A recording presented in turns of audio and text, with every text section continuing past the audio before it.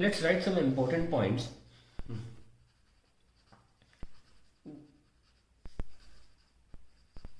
about mutual induction.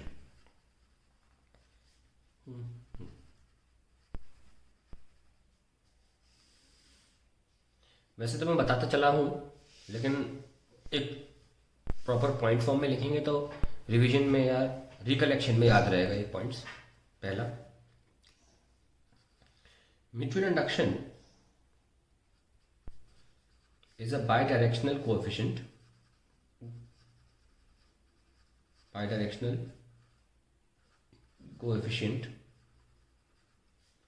for a pair of coils। कहने का मतलब ये हुआ कि मान लीजिए कॉइल ये है और इसमें मान लीजिए करंट I1 आता है और इसमें जो फ्लक्स लिंक होगा हमें निकालना है, तो फ्लक्स जो लिंक 2 में होगा that can be written as m times I1। और अगर केस ऐसे मान लीजिए, इसे केस 1 बोल लीजिए आप, और अगर ये हमारी सोलेनोइड S1 है और हम करंट अब 2 में भेज रहे हैं, suppose I'm sending current I2, I want to find out the flux linked with the first one, then I can still use that same M, even though current is in the second coil and it is a different current, I can use the same M for a pair of coils। ठीक है, यानी कि M का current से कोई मतलब नहीं है, M का जो फिजिकल फीचर्स होते हैं उनसे मतलब होता है। ऑलरेडी निकाल भी चुके हैं, mu naught N1 into LA। Mu naught क्या है? परमेबिलिटी, M1 इंटू या number of turns per unit length of respective coils, and L length of coil है। हम जो डेरिवेशन किए हैं उसमें हम ये मान के चलते हैं कि लेंथ सेम है, और एरिया जो है वो हम स्मॉलर वाले का लेते हैं, तो उस पर कहीं भी करंट का कोई योगदान नहीं है, करंट का इन्वॉल्वमेंट नहीं है। इसलिए M दोनों कॉइल्स के लिए रिस्पेक्टिव किस में करंट है और कितना करंट है, M सेम रहता है। You can use the same M to find out the flux linked with S1 when the current is in S2। So this is, so M remains constant. ये हमारा पहला important point है ना। दूसरा important point देखते हैं, ये बहुत इंपॉर्टेंट है, ध्यान रखिएगा। If current flows in both coils, then we can find flux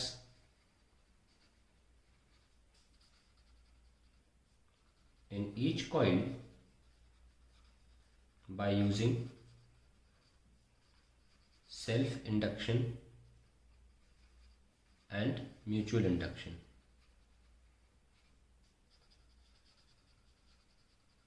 कैसे? देखिए, हमने अभी तक ये केस किया ही नहीं है, लेकिन बहुत सिंपल है लिखना। सपोज ये I1 है करंट इसमें, ठीक है, और दूसरी कॉइल में हमने करंट भेजा I2, ये उतर के नीचे आ गया I2, ठीक है, दोनों में करंट भेजा है। इसकी लेंथ मान लीजिए L1 है, इसकी लेंथ L2। खैर, फ्लक्स लिंक्ड इन कॉइल 1 निकालना है। ध्यान से देखिएगा कैसे निकालेंगे फ्लक्स 1। एक तो सेल्फ इंडक्शन की वजह से आंख बंद करके लिख दो L1 I1, खुद की वजह से तो L1 I1 ही होगा ना, बाजू तो कोई मतलब ही नहीं है, सेल्फ इंडक्शन है ना। ये तो क्या है? Self induction. उसमें तो खुद के ही करंट की वजह से जो करंट उत्पन्न होता है उसे सेल्फ इंडक्शन बोलते हैं ना, तो उसमें हम खुद का ही करंट लिखेंगे L1 I1। प्लस माइनस, अब म्यूचुअल इंडक्शन जो इसमें करंट है उसकी वजह से ये देखो ये वाला क्या लिखोगे, M टाइम्स I2। अभी घबराना नहीं, आप सोच रहे हो प्लस माइनस में माइनस का प्लस का, बता रहा हूँ अभी, लेकिन लिखना आ गया।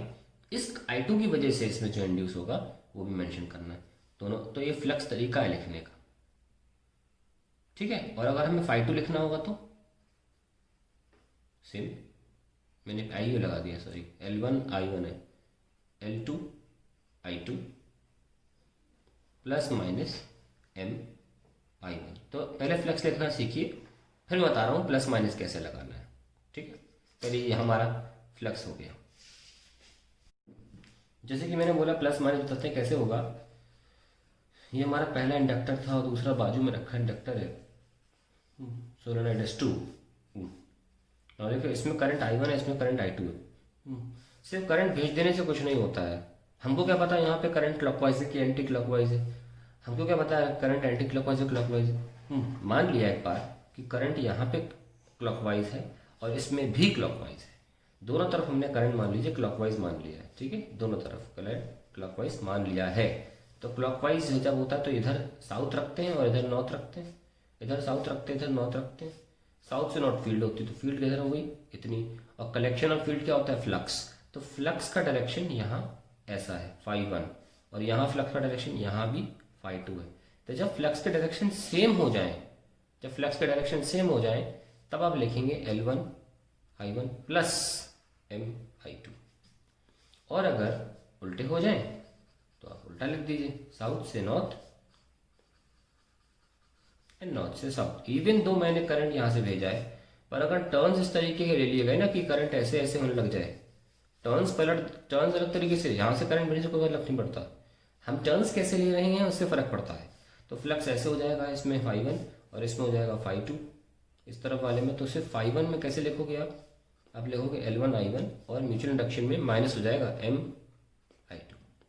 सो रिमेंबर दिस, तो let us write in written form, तो उससे याद भी रहता है। If magnetic flux in S1 and S2 due to I1 and I2 are respectively लगा लो, respectively are both in same direction, then we take positive sign, else negative. Else में तो वही आ जाएगा अपोजिट, एल्स नेगेटिव। तो इस तरीके से आप फ्लक्स 2 भी समझ गए होंगे कि फ्लक्स 2 भी ऐसे ही लिखा जाएगा L2I2 plus M2I sorry M1I M इसमें मैं लगा रहा हूँ MI1 क्योंकि M तो सेम ही रहता है। एंड वैसे लिखना हो इसमें क्या है सेम डायरेक्शन, और φ2 में क्या है 5, और अपोजिट डायरेक्शन में can write L2I2 minus MI1 opposite direction, ठीक है।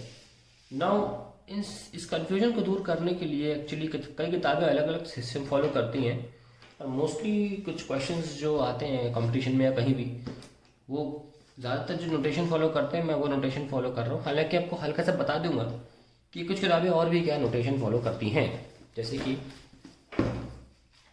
इस फ्लक्स के डायरेक्शन को लेकर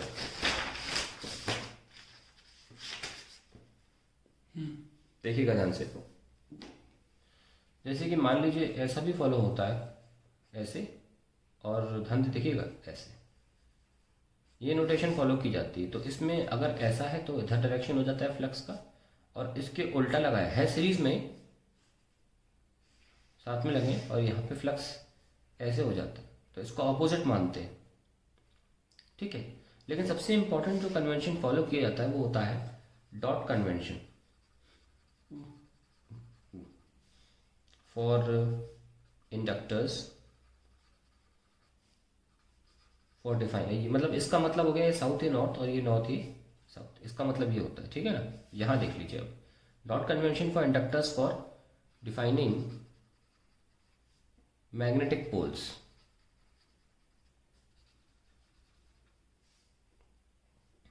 क्या डॉट कन्वेंशन है, देखिए ऐसे दे दिया है, करंट ऐसे सेंड किया गया है, और अगर आपको ये साउथ और ये नॉर्थ दिखाना है, यानी कि यहाँ पे क्लॉकवाइज और एंटी क्लॉकवाइज, तो डॉट ऐसे बनाई जाती है एंड डॉट रिप्रेजेंट्स नॉर्थ, ठीक है। तो ये आपका फ्लक्स डायरेक्शन ये होगी, तो the dot is given like this, then flux is like this, this is south this is north. तो ये कन्वेंशन हम फॉलो करेंगे। डॉट का मतलब क्या है, नॉर्थ पोल। तो अब हम यहाँ पे इस डॉट कन्वेंशन का सहारा लेंगे और फिर हम इंडक्टर इन सीरीज और इंडक्टर इन पैरेलल करने जाने वाले हैं। नाउ लेट्स राइट, पहले कन्वेंशन थोड़ा सा यूज टू जाते हैं। Suppose I am giving like this,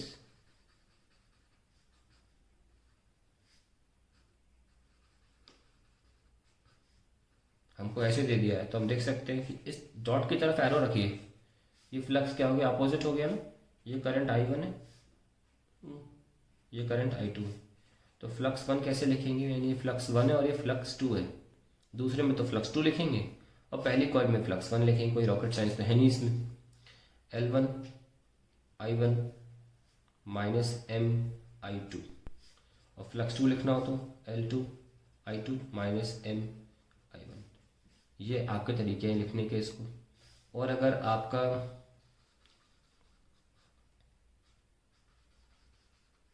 ये है मेथड जिसमें आप यहाँ पे डॉट लगा रहे हैं, then flux 1 will be L1 I1 plus MI2 and flux 2 will be, mark करना ज़रूर सीखें, ये I1 और ये I2, L2 I2 plus MI1। एक और इम्पॉर्टेंट चीज़ मार्क करना सीखते हैं तो पोलैरिटी मार्क करना सीखें। जैसे कि करंट हमने यहाँ भेजा है तो ऑब्वियसली इंड्यूस करंट इसको अपोज करेगा, तो अपना करंट यहाँ भेजेगा, और करंट हमेशा बड़े साइन से निकलता है, बड़े वाले सेक्शन पार्ट से निकलता है ना। तो यहाँ प्लस और ये माइनस, देखा, ये आना चाहिए आपको। मान लीजिए करंट ये I2 है तो ये प्लस और ये माइनस, ओके। पर इसका मतलब बिल्कुल भी ये नहीं होता कि डॉट के पास हमेशा माइनस होगा। देखो यहाँ प्लस आ गया डॉट के पास, उससे कोई फर्क नहीं पड़ता। ये तो टर्न्स है, ऐसे ले लो चाहे ऐसे ले लो, ठीक है। तो अगर आप ऐसे टर्न ले रहे हो तो भी करंट लेफ्ट आ सकता है, इस कॉइल के हिसाब से बता रहा हूँ, ठीक है। अगर आप मान लीजिए, मैं आपको कॉइल दिखाता हूँ, ये लो, देखो खुद देखो आप, ये तो खुद ही लग रहा होगा कि ऐसे कर दूंगा तो एंटी क्लॉकवाइज आएगा, ऐसा नो। तो फिर भी तो यहाँ से करंट आ सकता है ना अपोज करने के लिए, तो प्लस साइन माना जा सकता है ये। तो अपोजिंग नेचर जहाँ भी होगा वहाँ प्लस साइन आ जाएगा। डिपेंड करेगा ऑब्वियसली कि करंट इंक्रीजिंग है कि डिक्रीजिंग है। मैं करंट इंक्रीजिंग लेके चल रहा हूँ बाय डिफॉल्ट, ओके। डिक्रीजिंग होगा तो ऑब्वियसली यहाँ पे क्लॉकवाइज हो जाएगा, यहाँ माइनस हो जाएगा, यहाँ प्लस हो जाएगा। तो that will definitely depend on whether current is increasing और डिक्रीजिंग। बट आपको अभी जो मैं बता रहा हूँ, ये सारे जो केसेस बताए उसमें हमने बाय डिफॉल्ट मान के चलें कि I1 I2 जो करंट्स हैं इंक्रीजिंग है, और उस हिसाब से हमें प्लस माइनस पोलैरिटी कैसे मार्क करनी होती है, ठीक है।